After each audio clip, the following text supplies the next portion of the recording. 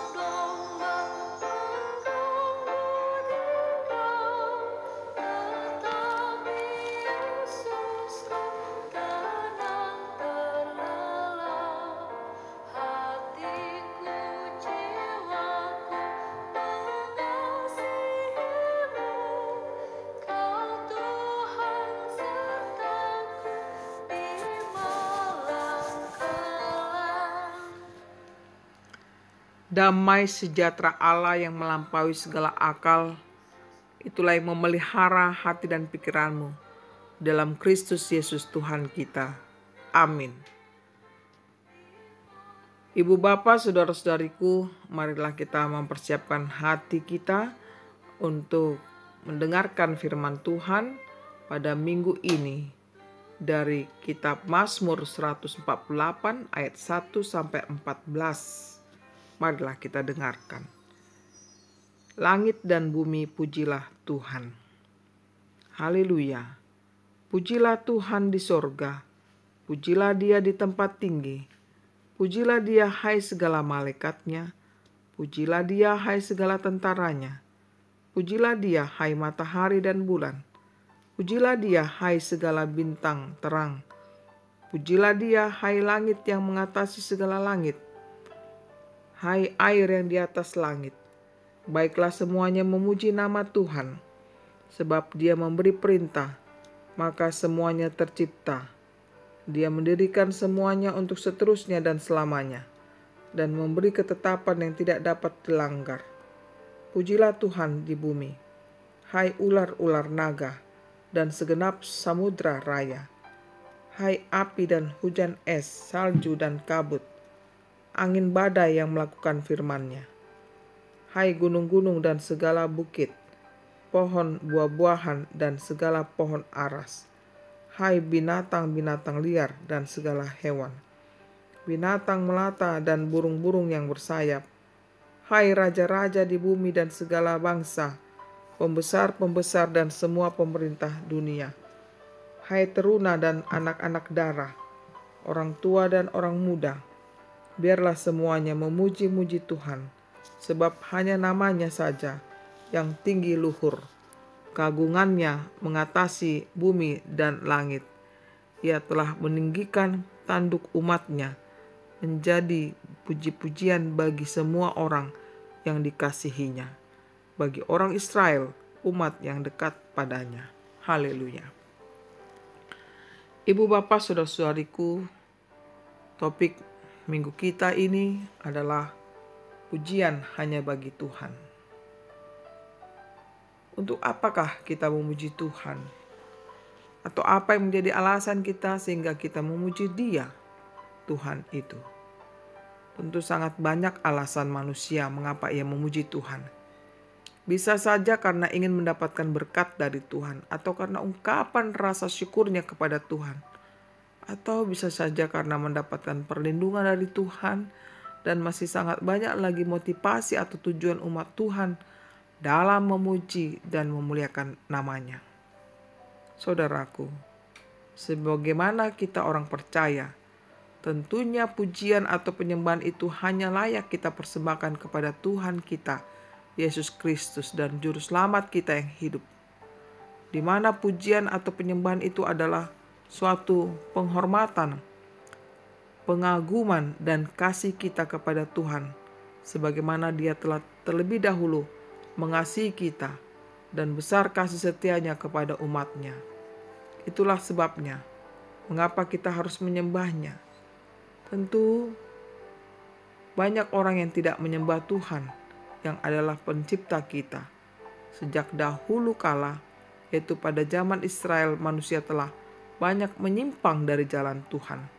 Menyembah patung, berhala, matahari dan lainnya sebagainya. Dan pada zaman sekarang ini mungkin saja penyembahan kita kepada Tuhan sudah beralih kepada hal-hal yang duniawi seperti harta, menyembah berhala demi mendapatkan kekayaan berlimpah atau mengikuti hawa nafsu kedagingan kita. Oleh karena itulah, nats firman Tuhan pada minggu ini mengajak kita melalui pemazmur mengingatkan dan mengajak supaya memuji Tuhan Allah yang hidup, yang luar biasa, yang menciptakan kita. Oleh karena itu, segenap ciptaannya pun wajib memuji-muji Dia.